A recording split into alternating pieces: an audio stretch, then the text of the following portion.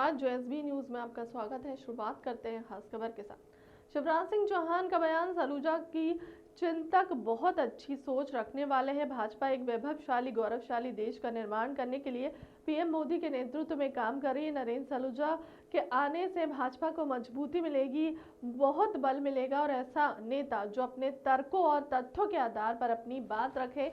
Bharatiya Janata party Ahuja होंगे। भाजपा परिवार की ओर से उनका हृदय से स्वागत है।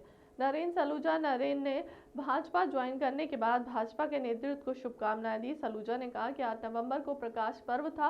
लोग हमेशा कहते हैं कि 44 के दंगों में कमलनाथ का नाम जुड़ा है, लेकिन मैंने कभी इसका परवाह नहीं की।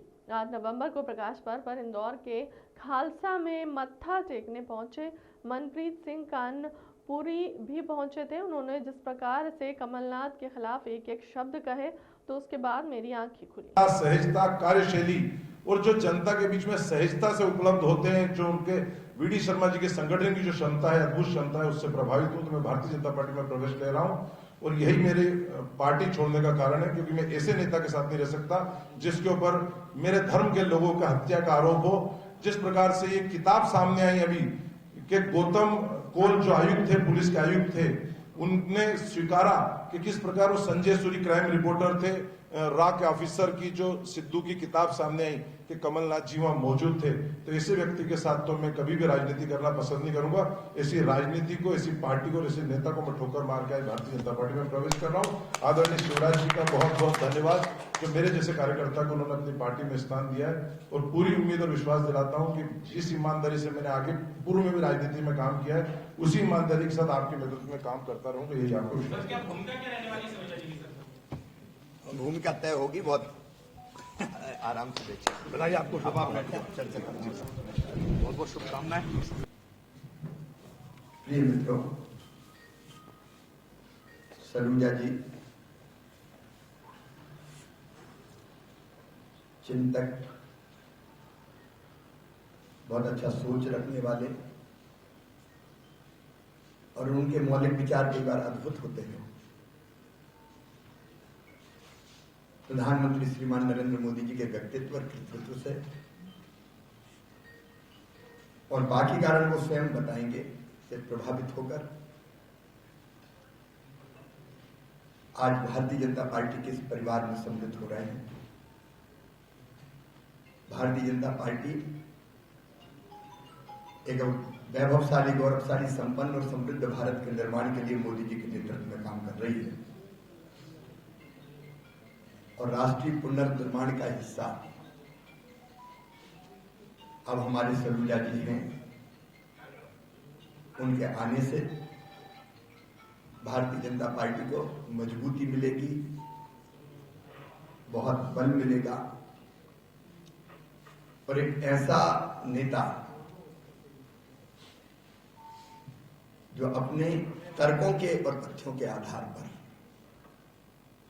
अपनी बात रखते हैं, भारतीय जनता पार्टी के पास होंगे। मैं भारतीय जनता पार्टी परिवार में उनका हृदय से स्वागत करता हूं, उन्हें शुभकामनाएं देता हूं। वो परिश्रम पूर्वक पार्टी का काम करें और देश के निर्माण में अपना अमूल्य योगदान दें। मेरी ओर से बहुत बहुत शुभकामनाएं।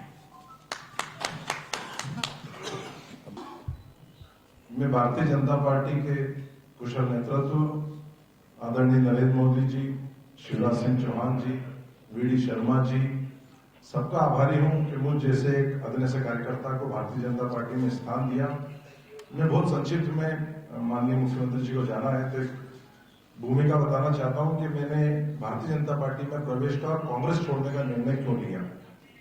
साथियों, आप सभी को पता है कि इंदौर में 8 नवंबर को गुरु नानक देव जी का प्रकाश पर्व था। कमलनाथ जी जब मध्य प्रदेश में 1 मई 2018 को आए थे तो उन्होंने सबसे पहला पद मुझे देते हुए अपना मीडिया कोऑर्डिनेटर बनाया था। उनके साथ 5 साल से काम कर रहा हूं, मीडिया का उपाध्यक्ष भी हूं और लगातार उनके साथ जुड़ के काम कर रहा था। लेकिन जब से मैं उनके साथ जुड़ा हूं, कई लोगों ने मुझे कहा कि 84 के दंगों में उनका नाम है, लेकिन मैं उन चीजों को खारिज करता था। मुझे लगता था कि शायद राजनीतिक विद्वेष के कारण कुछ लोग ऐसा कहते हैं, लेकिन 8 नवंबर को जब गुरु नानक देव जी के प्रकाश पर्व के साथ मैं उनके साथ इंदौर के खालसा स्टेडियम पे गया, जब हम मत्था टेके वहां पे और हमने जब वहां मनप्रीत सिंह कानपुरी जो प्रसिद्ध देश के कीर्तनकार है, जिसमें पूरे देश के सिख श्रद्धालुओं की आस्था है और सब उनको बेहद प्रिय मानते हैं, जो उन्होंने शब्द कहे वो एक एक शब्द मेरे कानों में आज तक गूंज रहे हैं।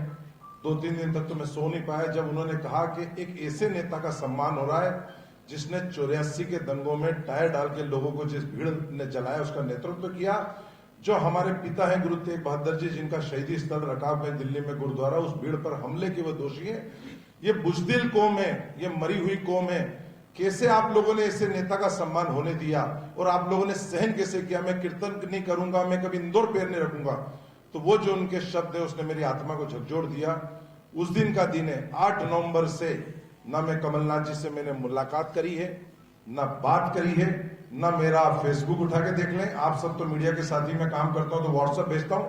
8 तारीख से मैंने ना कमलनाथ जी का, ना कांग्रेस का, ना कोई ट्वीट, ना कोई फेसबुक, ना कोई सूचना, ना किसी कार्यक्रम में शामिल हुआ। यहाँ तक कि उनके जन्मदिन पे सबसे पहले मैं तलवार भेंट करता था।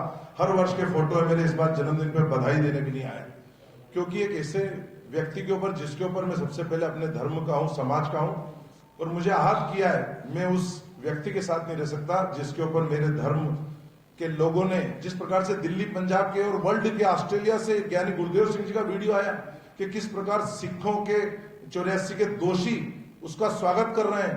तो ऐसे व्यक्ति के साथ तो मैं कभी नहीं रह सकता, इसलिए मैंने निर्णय लिया है कि मैं ऐसे पद को, ऐसे व्यक्ति को, ऐसी पार्टी को ठोकर मारता हूं। मेरे लिए पहला मेरा धर्म समाज है, क्योंकि भारतीय जनता पार्टी की रीति नीति से प्रभावित। कहते थे कि ऐसा नहीं है, लेकिन अब आपको एहसास हुआ? निश्चित तौर पे जो मनप्रीत सिंह कानपुरी बहुत बड़े कीर्तनकार हैं, देश के बड़े प्रसिद्ध हैं, जनता में बड़े लोकप्रिय हैं, उनका कीर्तन सुनने दूर दूर से लोग आते हैं। और जब इंदौर के बड़े दीवान, जहां 20 से 25 हजार लोग रहते हैं, जब उसके बीच में उन्होंने कमलनाथ, जबकि वो तो इंदौर भी नहीं रहते हैं, मध्य प्रदेश भी नहीं रहते हैं, छिंदवाड़ा भी नहीं रहते हैं, जब उन्होंने कानपुर रहने के बाद कमलनाथ जी की भूमिका के बारे में विस्तार से पूरी सिख संगत को बताया, उसके बाद हमारे दिल्ली, पंजाब के, ऑस्ट्रेलिया से, कनाडा से, अमेरिका से जो सिख कीर्तनकारों के बयान सामने आए और सबने जो कमलनाथ जी की भूमिका के बारे में बताया, तो उससे तो मैं मान चला हूं कि निश्चित तौर पे 84 के दंगों में कमलनाथ जी का हाथ है और जब तक उन्हें इसकी सजा नहीं मिलती हम चुप नहीं बैठेंगे। और मैं तो राहुल गांधी जी से भी अपील करता हूं कि आप ये यात्रा निकाल रहे हैं कि घृणा, नफरत, हिंसा के खिलाफ, तो ऐसे व्यक्ति को आप साथ में लेके चल रहे हैं जिसके ऊपर 84 का आरोप है, तो ऐसे व्यक्ति को आप तुरंत पद से हटाएं और यात्रा से दूर करें, तभी शायद हो सकता है कि 84 के घाव जो वापस हरे हो गए उसमें मरहम लग सकेगी। अब आप वहां पर पहुंच रही है? निश्चित तौर पे मैं पूरे प्रदेश के सिख समाज को एकजुट करूंगा और जो 84 के दोषी उनको सजा दिलाने की मांग करूंगा और सभी सिख समाज के लोगों से करूंगा, अपील करूंगा कि कमलनाथ जी का विरोध करें, कांग्रेस का विरोध करें और जो ऐसी ताकतें हैं जो 84 को संरक्षण दे रही, ऐसी ताकतों का हम सड़कों पर आकर प्रदेश भर में विरोध करेंगे। बीजेपी में क्या भूमिका रहेगी? देखिए, मैंने तो अभी कार्यकर्ता के रूप में भारतीय जनता पार्टी ज्वाइन करी है, कोई शर्तों वाली बात नहीं है, चूंकि मैं दिल से भारतीय जनता पार्टी को पसंद करके आया हूं, तो कोई नहीं, जो भूमिका देंगे, मैं तो दरी बिछाने की भूमिका देंगे तो उसके लिए भी तैयार हूं, झंडा लगाने की भूमिका देंगे तो उसके लिए भी तैयार हूं। मैं तो एक कार्यकर्ता के रूप में आज भारतीय जनता पार्टी में प्रवेश लिया मैंने। तो बिल्कुल रागी कीर्तनकार मनप्रीत सिंह कानपुरी ने कमलनाथ जी की उपस्थिति को लेकर जो आपत्ति दर्ज कराई, उनके स्वागत को लेकर आपत्ति दर्ज कराई, जिस प्रकार से उन्होंने खुलासा किया कि कैसे 84 के दंगे के दोषी के व्यक्ति का यहाँ सिख समाज सम्मान कर रहा है, कैसे उन्हें सिरोपा दिया जा रहा है, ये कैसी बुजदिल कौम है, मैं कभी इंदौर नहीं आऊंगा, इतने आहत हो गए। उसके बाद विश्व भर से, पंजाब, दिल्ली से तमाम सिख नेताओं के बयान और वीडियो सामने आए, किस प्रकार से उन्होंने कमलनाथ जी की भूमिका के बारे में बताया। अभी तक तो मैं समझता था कि उनके ऊपर 84 के दंगों का आरोप है, मैं समझता था हो सकता है ये राजनीतिक विद्वेष के कारण लगाया जाता हो, लेकिन जिस प्रकार से कई सिख नेताओं के बयान आए और जो उन्होंने दिल्ली के रकाबगंज गुरुद्वारे की भीड़ का नेतृत्व को लेकर कमलनाथ जी पर टिप्पणी करी, उनकी भूमिका के बारे में बताया, वो सारी बातें सुन के मैं बेहद आहत हो गया और मैंने निर्णय लिया कि ना मैं ऐसी पार्टी में रह सकता हूं, ना ऐसे नेता के साथ रह सकता हूं, इसलिए मैंने कांग्रेस छोड़ने का निर्णय लिया। इंदौर में जो घटनाक्रम हुआ था उसमें माना जा रहा है कि जिस तरीके घटनाक्रम हुआ उसके पीछे नरेंद्र सलूजा के साथ ये वजह है कमलनाथ ने पार्टी से आपको हटाया था पद से। देखिए, आप किसी के पास भी आज तक कोई पत्र हो मुझे हटाने का, तो सार्वजनिक करना चाहिए। आज भी आप देखें, मेरे को पूरी सूचना मिलती कार्यक्रम की। आज भी कमलनाथ जी ट्विटर पे मुझे फॉलो करते हैं। आज भी मेरी पीसीसी में मेरा कमरा है, मेरी प्लेट लगी हुई, मेरी कुर्सी लगी है। रोज मुझे भारत छोड़ो की सूचना मिल रही। तमाम बड़े नेता मुझे आने की बात कर रहे हैं, सबके फोन आ चुके हैं मुझे। तो ऐसा कोई किसी के पास पत्र है? चंद्रप्रभार शेखर जो संगठन के जिनको अधिकार है मुझे हटाने का, कमलनाथ जी को अधिकार है, क्या उनका कोई ऐसा बयान या वीडियो है कि मुझे हटा दिया गया?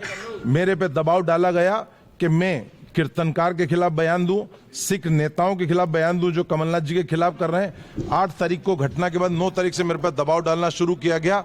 जब मैंने आना बंद कर दिया, दबाव में नहीं आया किसी भी सिख धर्म के अनुयायियों के खिलाफ या नेताओं जो कमलनाथ जी की भूमिका की बात करें उनके खिलाफ कोई टिप्पणी नहीं करी। तो 13 तारीख को 5 दिन बाद उड़ा दी गई कि मौखिक तौर पे नरेंद्र सलूजा को काम करने से मना कर दिया गया। अरे मौखिक क्या होता है? नियुक्ति भी चिट्ठी से दी है तो हटाओ भी चिट्ठी से। और मैंने तो खुलेआम कहा कि मैं इंतजार कर रहा हूं कि मुझे पार्टी से हटाएं, मैं उस पत्र का इंतजार कर रहा हूं, लेकिन आज तक वो पत्र सामने नहीं आया। मैंने 8 तारीख से न कांग्रेस कार्यालय प्रवेश करा, न मैं कमलनाथ जी के दरवाजे गया, न मैंने किसी नेता से बात करी। हाँ, नेताओं के फोन जरूर मुझे आते रहे। 8 तारीख से न मैं भारत जोड़ो यात्रा में गया, न कमलनाथ जी का जन्मदिन मनाने आया। तो फिर मैंने कहा, समझा जा सकता है कि मैं उस दिन से घर बैठा हूं और कमलनाथ जी के पास और कांग्रेस पार्टी में जाना भी पसंद नहीं कर रहा हूं। अब आप मानते हैं कि 84 की